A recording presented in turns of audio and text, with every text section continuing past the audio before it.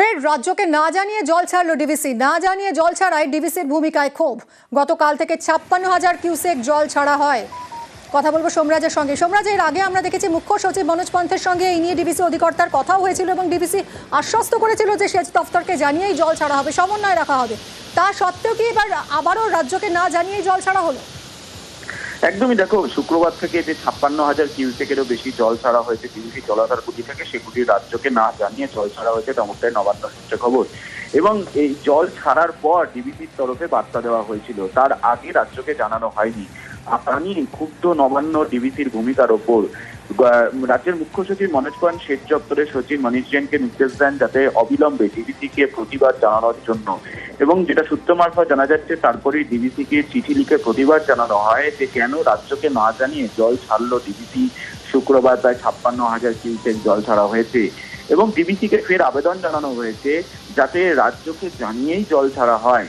শুক্রবার থেকে যে প্রায় 56,000 কিউসেক জল ছাড়া হয়েছে তা রাজ্যকে না জানিয়েই জল ছাড়া হয়েছে এবং তার জন্য প্রতিবাদ জানানো হয়েছে ডিভিসিকে, এবং প্রতিবাদ জানিয়ে চিঠি দেওয়া হয়েছে রাজ্যের সেচ দপ্তরের সচিবের তরফে ডিভিসিকে। এবং আগামী দিনে ডিভিসি যখনই জল ছাড়বে তা যেন রাজ্যকে আগে থেকে জানায়, তার কারণ রাজ্যেরও কিছু প্রস্তুতি নিতে হয়, নদীর জলস্তরগুলির কথাও রাজ্যকে ভাবতে হয়। তাই গোটা বিষয়টি নিয়ে ডিভিসির ভূমিকার উপর ক্ষুব্ধ রাজ্য, তেমনটাই নবান্ন। অনেক ধন্যবাদ সোমরাজ।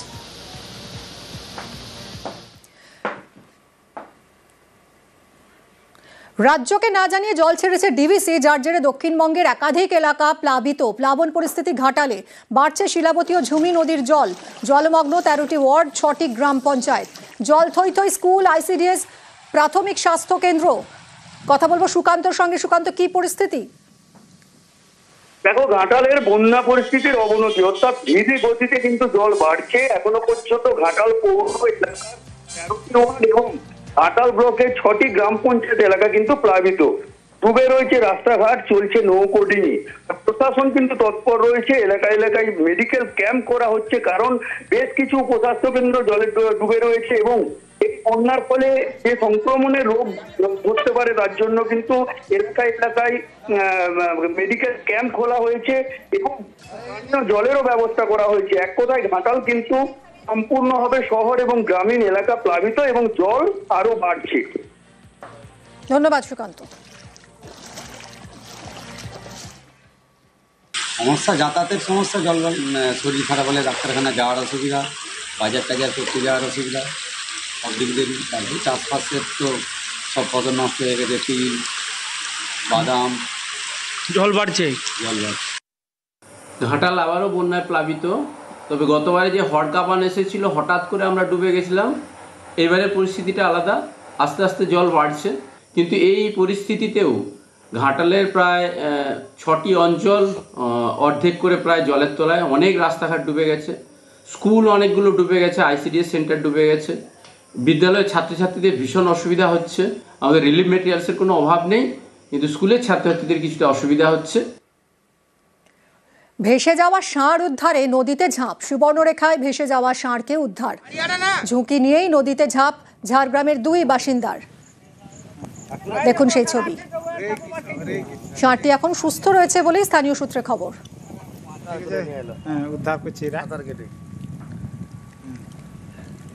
ভেসে যাওয়া ষাঁড় উদ্ধারে নদীতে ঝাঁপ দিয়েছেন 2 ব্যক্তি। যদিও ষাঁড়টিকে উদ্ধার করা সম্ভব হয়েছে, ষাঁড়টিও সুস্থ আছে।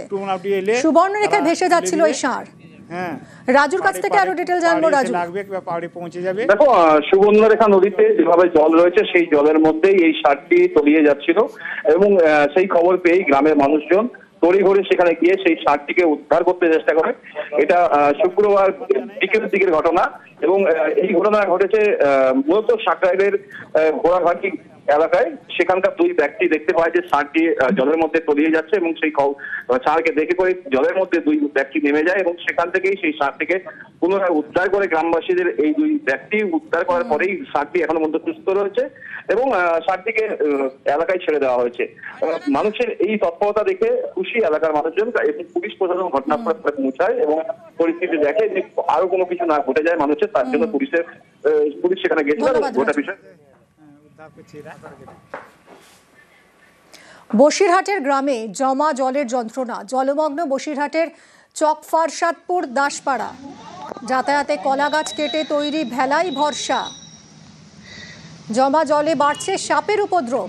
বেহাল নিকাশি নালাতেই দুর্ভোগ বলে অভিযোগ। স্থায়ী সমাধানের দাবি জানাচ্ছেন স্থানীয়রা।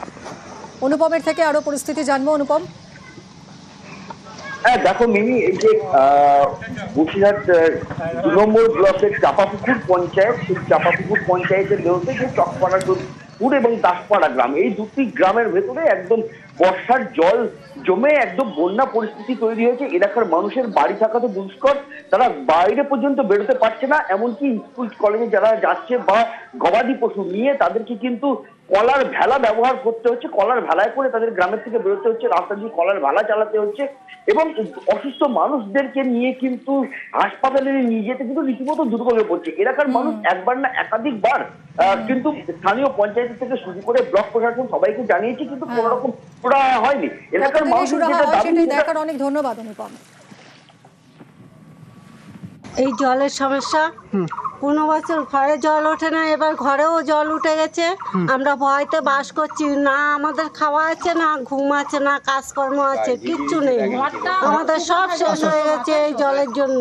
ভেলাই করে যেতে হচ্ছে, জল আনতে হচ্ছে, বাচ্চাদের স্কুল নিয়ে যেতে হচ্ছে, বাচ্চারা ভয় পাচ্ছে। আতঙ্কে আছি তো, ঘরে চারপাশে জল থই থই করছে হাঁটুর উপর অব্দি, আমাদের হাঁটুর উপর অব্দি।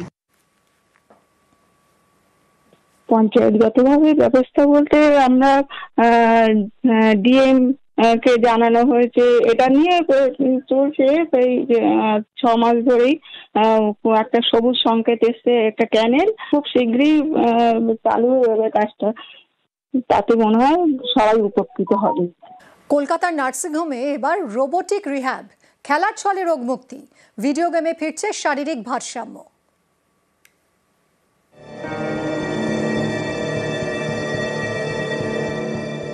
প্যারালাইসিস, একেবারে বিছানায়, সেখান থেকেই নতুন করে পথ চলা শুরু, আবার নতুন করে হাঁটা। প্রযুক্তি কাজে লাগিয়ে হাঁটা শেখাবে রোবট। কলকাতায় এবার রোবোটিক রিহ্যাবিলিটেশন।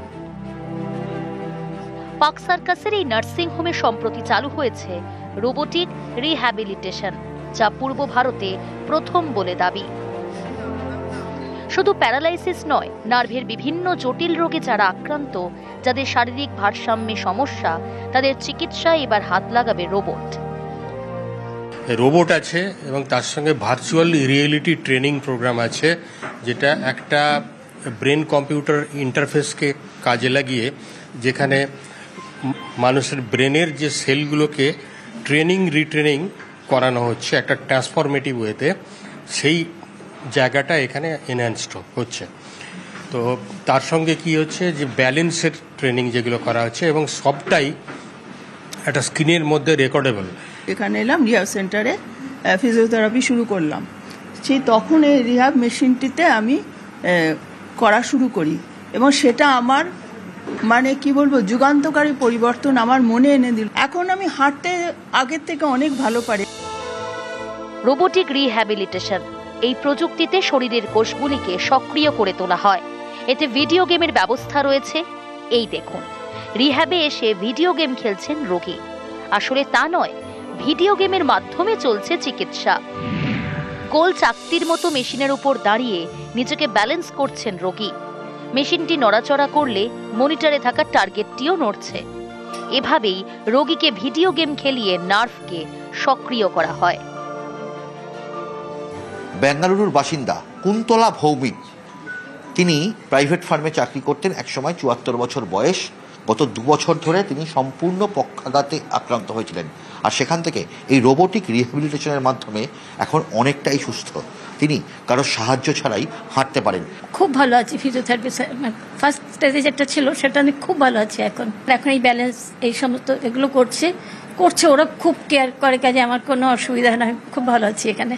পার্ক সার্কাসের এই বেসরকারি হাসপাতাল যে পথ দেখালো এই রোবটের মাধ্যমে, এই যেভাবে এই রিহ্যাবিলিটেশন বা পুনর্বাসন করা হবে যে সমস্ত স্ট্রোকের পেশেন্ট থেকে শুরু করে পার্কিনসন রোগীদের, তা সত্যিই যুগান্তকারী পদক্ষেপ হিসেবে চিহ্নিত থাকবে এবং আগামী দিনে বলাই যেতে পারে রাজ্যের বিভিন্ন হাসপাতালে হয়তো এই একই পন্থা অবলম্বন করা হবে এবং বহু রোগী এতে উপকৃত হবে। ক্যামেরায় মনোজের সঙ্গে অভিজিৎ চন্দ, নিউজ 18 বাংলা, কলকাতা।